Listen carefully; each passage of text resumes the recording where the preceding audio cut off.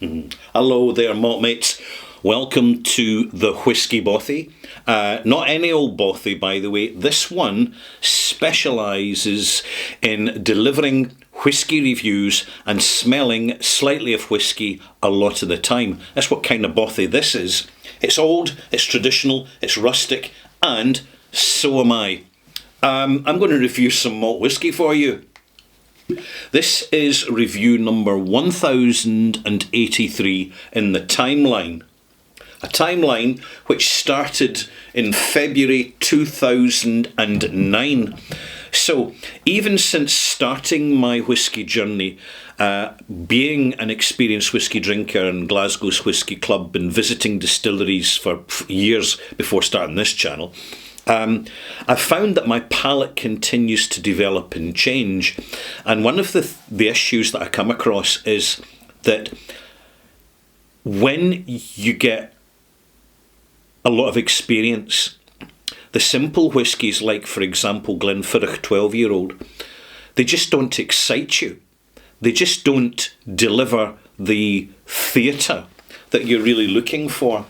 There comes a point where standard whiskies, they're pleasant enough and they're certainly very acceptable for very occasional whisky drinkers.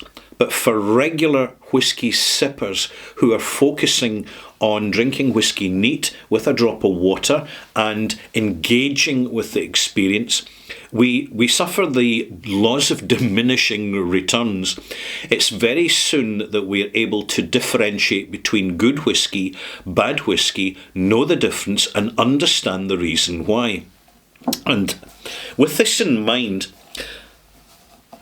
one of the ways that the whisky industry are seeking to meet this more informed demand is by hosting festivals. Now, this isn't just a distillery visit, although it incorporates distillery visits. This is where an area, usually a regional area, on the Scottish whisky map, will have its own collective event lasting 3-4 days, even a week, where the distilleries themselves within that little region or that sphere will have their individual open days, and as to commemorate and mark the occasion and to whet the appetite of those who are paying the money to get to the festival, they have what's called festival bottlings. Now, a recent appearance on the map to join the long-established Speyside Whisky Festival and Islay Whisky Festival called Fishel has been the Campbeltown Malts Festival, which has now been running for several years, and it's attracting more and more people for two reasons. And that is because Campbeltown is the smallest whisky region in Scotland, but it does contain 3 very interesting distilleries, which are shortly to be joined by 3 more, if everything goes well. So we've got Springbank Distillery, Glengyle Distillery, responsible for Colquhoun, and you've got Glen-Scotia Distillery. Now, that's all good. These 3 distilleries are producing some really great whisky and bottling it. And furthermore, they're not as self-indulgently pretentious, yeah, I pick my words carefully, as a number of other more prominent, other self-styled prominent brands out there, which unfortunately at the moment are starting, they're not starting, they have been for a while, to alienate us. So the Campbeltown Malts Festival is quite refreshing in that for the real whisky faithful, because it takes place just before Fishel, which is a great idea, the whisky fans will go to Campbeltown first. They'll spend a couple of days there. It's a lovely coastal seaside town, lots of history, particularly whisky history, and you've got 3 interesting distilleries, which all 3 of them offer substantial open days. They have specific bottlings to mark the occasion. This is the 2025 Glen-Scotia version, and you can see that they're appealing to the informed whisky drinker, the sippers, the sort of people that watch my videos, which means you, right? That's the fact of it. And they know that we always appreciate something that's a little bit different but quite well done. So people are looking for variations on the theme, but people are also, because of their knowledge of whisky, looking for it to be successfully delivered. And this is doing a really good job. This is the 9-year-old Glen Scotia batch strength, and I'll tell you the strength is 54.3%. It says in the front label, very importantly, heavily peated Ribera del Duero finish. So this is a red wine finished whisky. Now, from my experience, red wine finishes can be a disaster, but they can also work very well if the people that are doing the job know what they're doing and invest properly into the quality of casks. That has been done here very successfully. On the back of the label, it states, where's my little steampunker? I'm never without it in the bothy. Here we go. It's in black. I'm having to squint in the light here because it's black and red. Non-chill filtered, batch strength, and natural colour. Now, before we go any further, before we even taste this whisky, batch strength is not necessarily cask strength. Cask strength is the alcoholic strength of the whisky when it comes out the cask. Batch strength is a high strength of whisky, but not necessarily, although it can be, as high as cask strength. One legitimate reason that batch strength is lower is that when distillers are selecting a batch for bottling in a few months' time and they've got to organise the labels, what they'll do is they'll say, right, we know the collective strength, cask strength, is 56.3%.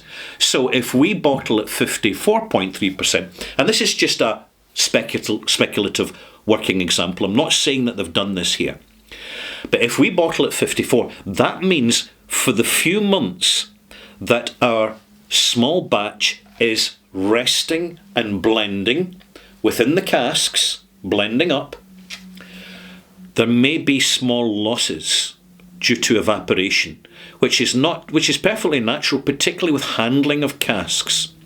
So in other words, whisky's removed from a dozen barrels, speculative example, and then it's kind of blended together in the vat, and then it's put back.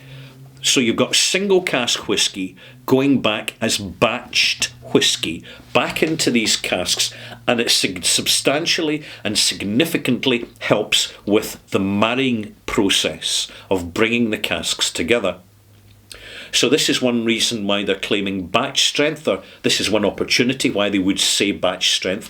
It is perfectly harmless, perfectly reasonable, but just be aware, malt mix, because nobody really talks about this, that there can be a difference between batch strength and cask strength. And sometimes batch strength is cask strength, and cask strength is batch strength. Who said whisky was simple? Let's have a nose of this. Something I haven't mentioned, I'll mention it now. Heavily peated. It's 9 years old. That tells us that we're at 9 years, it's a relatively young whisky, but it has had time to mature. And in doing so, the phenolics are still very much intact. You're getting that zesty, crispy, smoky, high phenolic presence, and you're certainly noticing it in this Glen Scotia. There aren't that many heavily peated versions of Glen Scotia out there. It tends to be an intermittent bottling situation, but when they do it, from my experience, the results are generally pretty good. And bear in mind, Glen Scotia is a very well established and highly reputable distillery with a very prominent history. It is. It was historically very highly favoured. The very high flavour was highly favoured by whisky blenders when they were creating their blends, because it lifted up the flavour profile when you had the soft grain column still whiskies kind of dumbing things down a bit. There you go. On the nose, Phenolic, minerally, quite sort of dry, not spice, but herbaceous notes. And this is beyond the twigginess, the slight coal tar presence that I'm noticing. Sage, a touch of licorice in the background, burnt licorice, quite old-fashioned and very appealing. It's a big nose and it's slightly syrupy in a good way, not sweet syrup, but kind of dry syrup, because the fruitiness of the red wine cask secondary maturation or finish maturation, it's showing itself in the nose, but doesn't start out with a lot of red fruits, if you know what I mean, as it would do in a non-peated version. It's kind of overwhelmed by the peatiness, but you notice there is something there. First taste, 54 point what percent? 54.3%, so it's going to be a bit of a whopper. I better prepare myself. Big phenolic blast. Quite nippy. Just a little bit rough. Yeah. Mentally, absolutely. A lot of mintiness going on in the development and a lot of tannins in the finish. It gets quite crispy. Some dark ginger notes and that burnt, almost scorched licorice note in the background. At this point, you know me, in with the water, 1 spoon, 2 spoons, 10 millilitres of water. I'm not hanging about here. I'm getting straight into it. While that's opening up, let's talk about the casks they've used.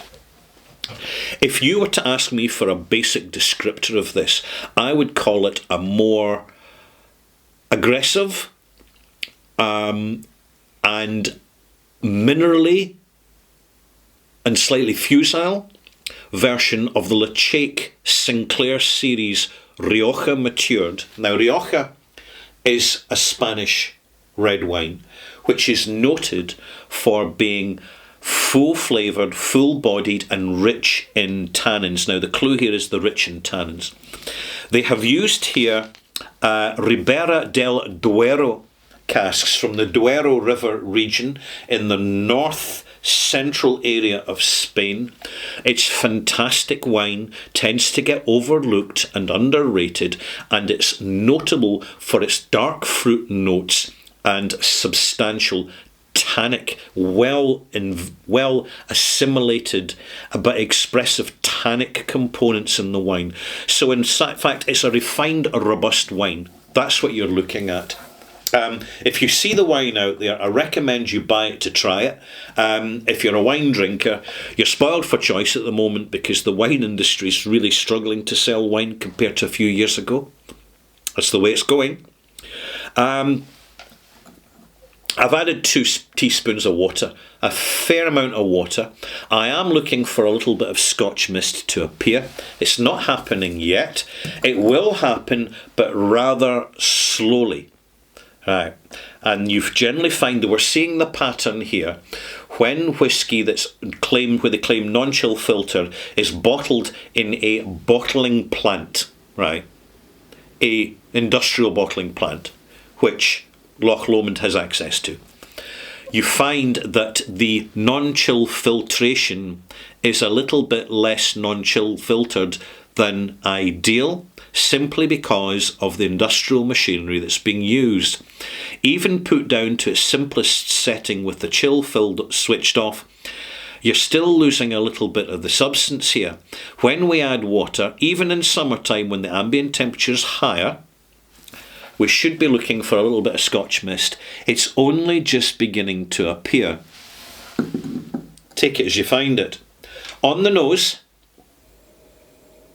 much more moderated. The peatiness isn't as scorching anymore. It's much more well managed by the presence of the water, which is giving this beautiful, articulate, slight boiled sweets, smoky note. It is very nice indeed on the palate.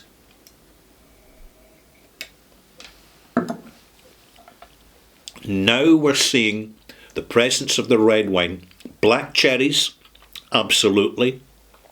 Plum notes, most certainly. Blackberries, yes. Or should I say black currants, slightly sour black currants. This is a demanding whisky.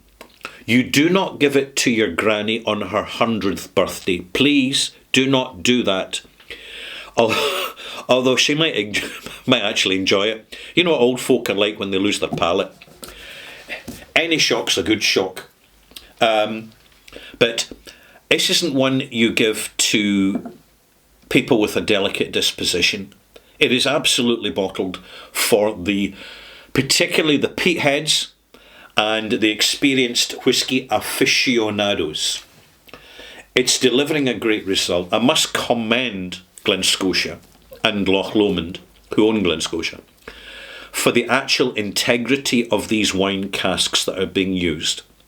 What can go horribly wrong with red wine casks is they sit too long in a summer's day, in the sunshine, in the heat, and because of the relatively low alcohol levels inside the cask and high sugar levels, because it's wine, what happens is the bacteria quickly creeps in and sours the cask.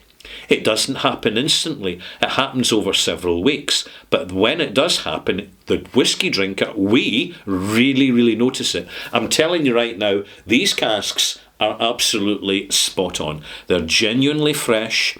The calibre of the wine has been excellent. And a word of advice, do not go on fancy wine names. And I'll tell you why. Glenmorangie had an expensive Chateau Margaux finish wine a few years ago, and I did not like it at all. I'm so glad I never bought a bottle. But I'm glad I bought a bottle of this. It isn't about the prestige name of a particular winery that we should be concerned about.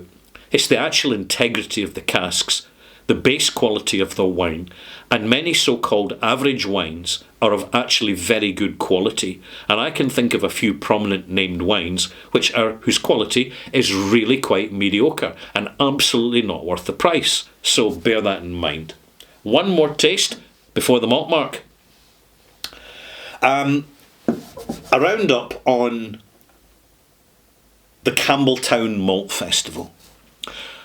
It's going to pick up a little bit of pace over the next few years because there are 3 distilleries planned to be in and around Campbeltown in the foreseeable future. There's Dalriada, which is a North Star distillery. Now, a North Star, very prominent, successful, good quality, grounded and practical, independent bottler.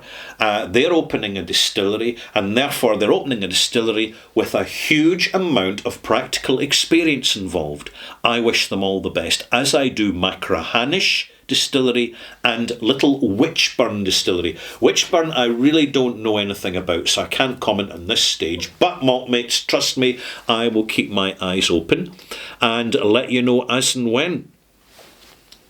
But I don't think there's going to be any rush in anything at the moment, not with the cyclical downturn in the demand for Scotch whisky. You're seeing it, I'm seeing it, we know it's happening, we know that some distillery businesses are responding pragmatic to this, but others continue to have their head completely buried in the sand, and therefore we should deprioritise buying anything from them, particularly if the price is too high. I think the price for this is fair enough. They're bottling to celebrate a festival with a festival bottling, which is not a collector's edition style bottling that we tend to notice in some other whisky festivals. No names mentioned. Your malt mates, you already know. Cheers. My final taster here before we give the malt mark.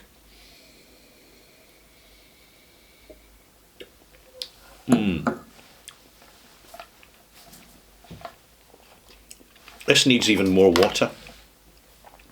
It's minty, it's astringent, it's really well made, but it is aggressive. It's an aggressive whisky, and I'm delighted to report now We're getting the presence of some Campbeltown mist in there. This is what we want to see, a good dollop of Scotch mist. About time too.